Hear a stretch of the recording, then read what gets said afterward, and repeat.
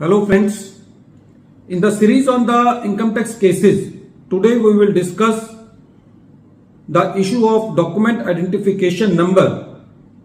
Although all we know that in the celebrated case of Brandex, which has been decided by Delhi High Court, has been put on stay by the Supreme Court on 4th January 2024, and after that the decisions which were coming in favor of the assessee for the assessment orders in which the DIN number was not mentioned has been put on hold by various tribunals and courts.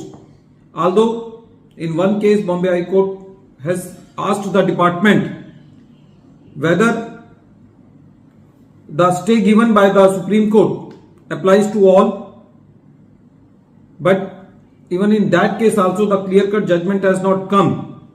So now the various tribunals and courts are not adjudicating the matter on the ground of them.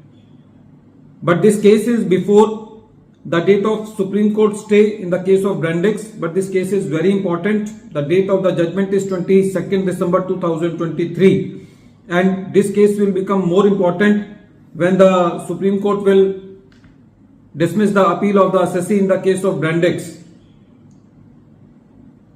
This case relates to SPS Structures Limited versus Deputy Commissioner of Income Tax, and this case has been reported in 112 ITR Tribunal, page number 465, and the matter has been decided by Chandigarh ITAT A bench. The core issue in this case was that if the assessment order does not contain document identification number, but section 156 demand notice, which is of the same date, contains DIN. So whether in this case the assessment order will be valid or not in which the DIN is not there.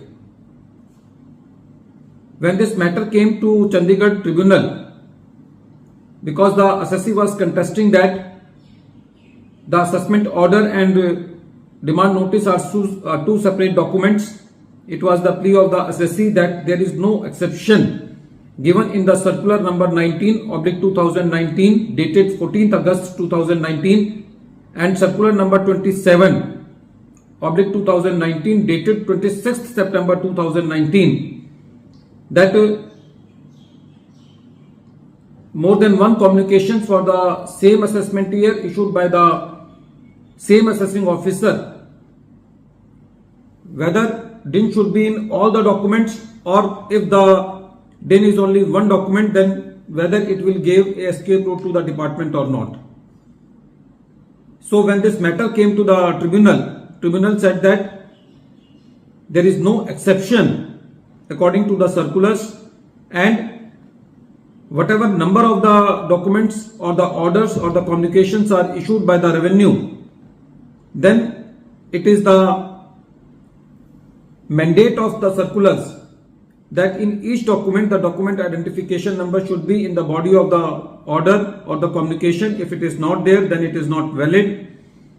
The department plea was that the order has been issued within limitation period, it has been sent by speed post, and it has been received by the assessee, so there is no prejudice to the assessee. For this, the tribunal said that if any circular is issued by the Central Board of Direct Taxes, then first of all it is tested that whether prejudice is caused to the assessee or not. When this concept is established, then the revenue cannot take the plea, or the revenue cannot take the approach that the circular is followed in some cases and the circular is not followed in some cases. The department cannot choose and pick policy, and those circulars should be strictly followed as standard operating procedures.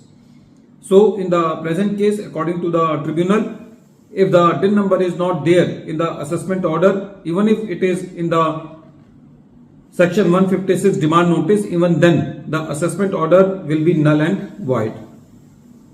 The judgment came on 22nd December 2023. It is before the stay granted by the Supreme Court. So the importance of this case is, you can say that it is on hold, because when the final judgment of the Supreme Court will come, then a number of the issues will be settled. But this case is very important as far as the understanding that the assessment order and the demand notice should be treated as separate documents as far as the issuing of DIN number is concerned.